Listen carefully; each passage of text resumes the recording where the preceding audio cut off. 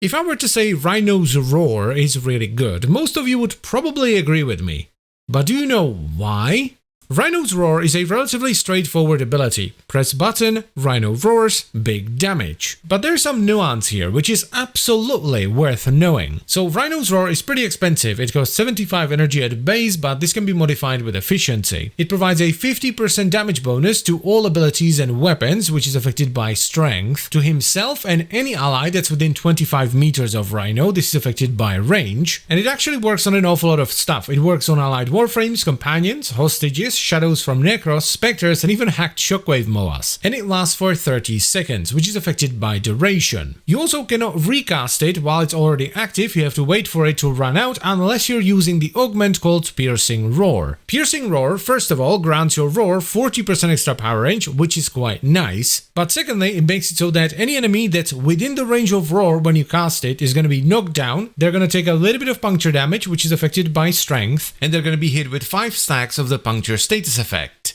This used to be pretty useless, but nowadays it's not too bad since they added the 40% extra range and they also made puncture a significantly better status effect. Now, one mistake that I see people make quite often actually with the roar is they think that the way it increases ability damage is through strength. That is not true. It doesn't give you any strength, which means it doesn't affect abilities that scale off of strength. It just multiplies damage. The interesting thing about roar is that the number isn't very big. It multiplies your damage by 50% at base. That's not an awful lot. So why is it so good? Well, it's not necessarily the amount of bonus damage you get from roar, but the kind of bonus damage you get from roar. Because roar is coded in a rather strange way. The damage bonus you get from roar is faction damage that works against everything. So it's kind of like universal faction damage. And if you know anything about building damage in Warframe, you know that faction mods are really good. This also means that you can happily stack roar on top of serration-like mods, but you might want to think twice before adding in faction mods onto your weapons. Because running a faction mod whilst buffing yourself with roar is the equivalent of running serration and heavy caliber at the same time, which is something you just don't do. Because multipliers of the same type are added together.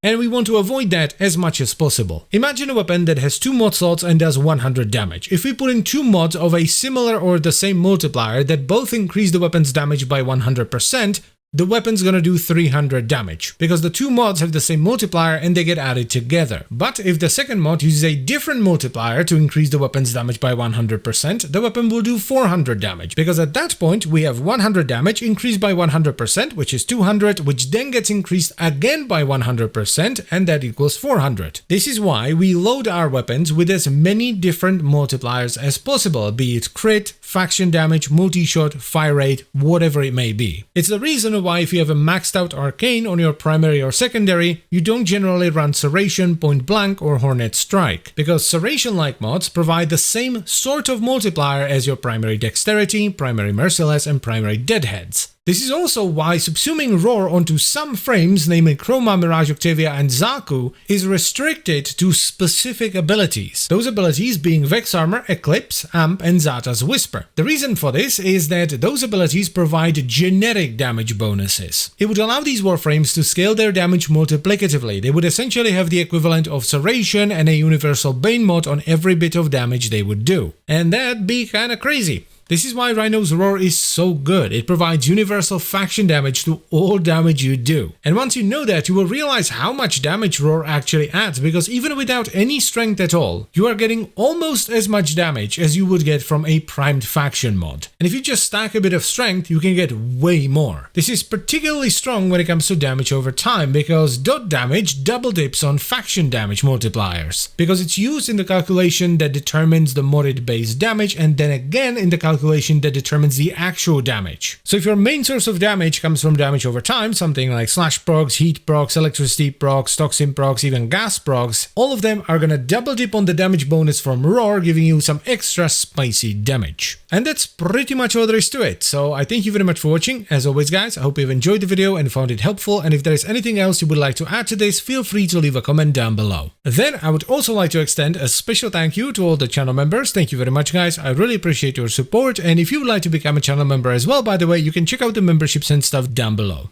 And I will see you next time. Bye bye. Then I would also like to extend a special thank you to all the channel members. Thank you very much, guys. I really appreciate your support. And if you would like to become a channel member as well, by the way, you can leave a No. That's not the line.